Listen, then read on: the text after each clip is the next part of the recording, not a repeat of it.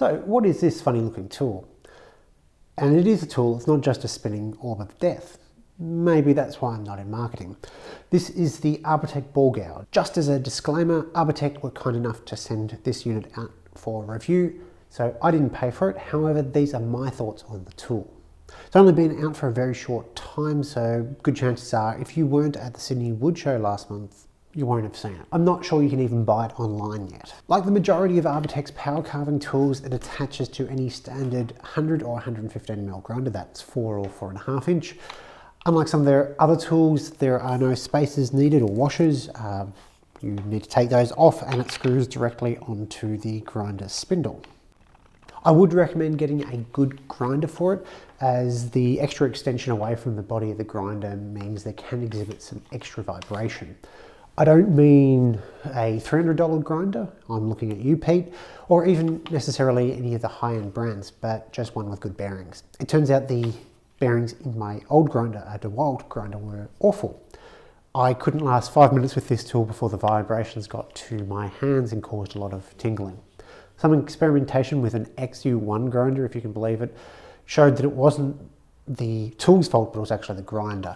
So I picked up this grinder, a Hitachi paddle grip one, it's about $100, and it's fantastic, very little vibration, and makes it quite easy to carve for hours. The tool is designed for small to medium freeform carving projects with the ability to hollow out and undercut. It can remove a lot of material very quickly and in very hard woods like Jarrah, but due to the smaller diameter of it, if you've got a really large project, you're probably better suited to getting something like the turbo plane, which I've showed off before.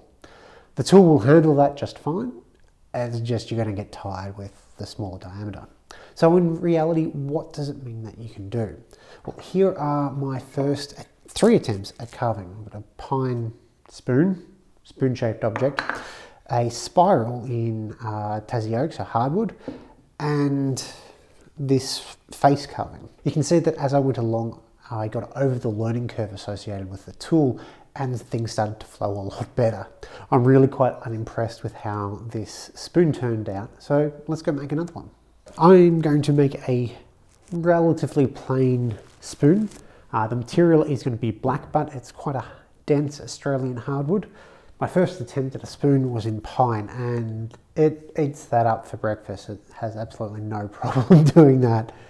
I'm not going to go for as curvy a handle as this because I've only got a 3/4 inch blade on my bandsaw, as my other one broke, my 1/4 inch blade. So getting those fine curves is more sanding than it's worth. So really just going to scoop out the bowl with the ball gouge and then switch to the bandsaw and sand it or finish it off. The cutting edge on this, the silver part, the steel part, is more exposed when it's on its side. A cut like this is going to be as aggressive as you can get. So the more you tip it up, the less aggressive that cut gets. So you'll see some rotation where I need to get down like that to sort of start establishing it, then I can work my way up. It will cut very slightly on the bottom, but only very slightly. Because of the rotation, the pivot point, which is there, the cutter is basically flush with the end of the tool, so it's not really, it's bumping into that more than cutting, but that doesn't then let you go sideways.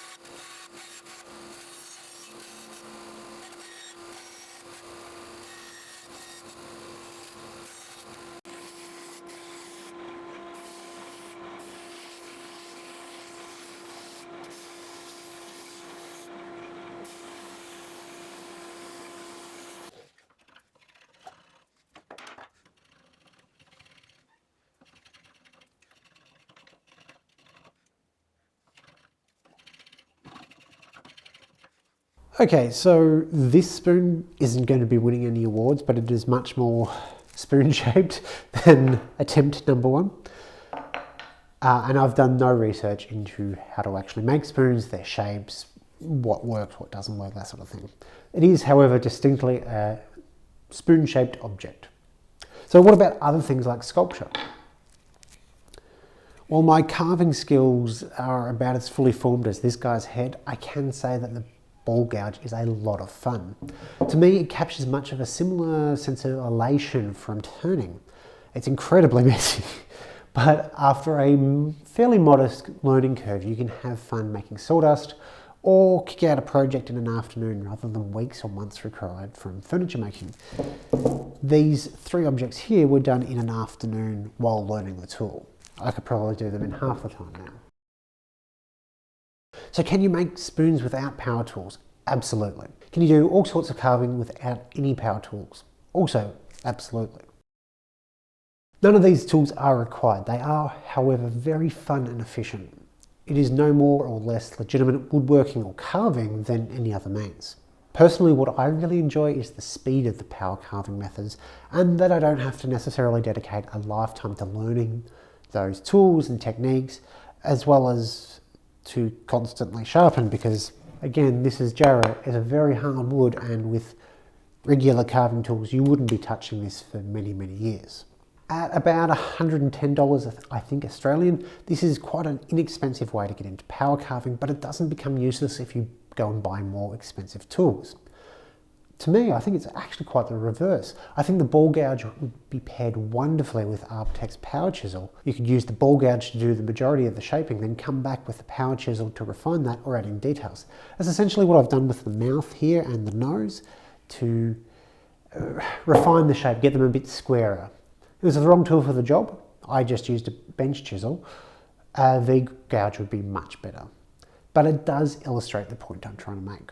So I'm not 100% sure that you can actually buy this yet, but I'll have links to the product page below so that you can sign up for their notification list to actually buy it, but it should be in stores relatively soon. Thanks for watching.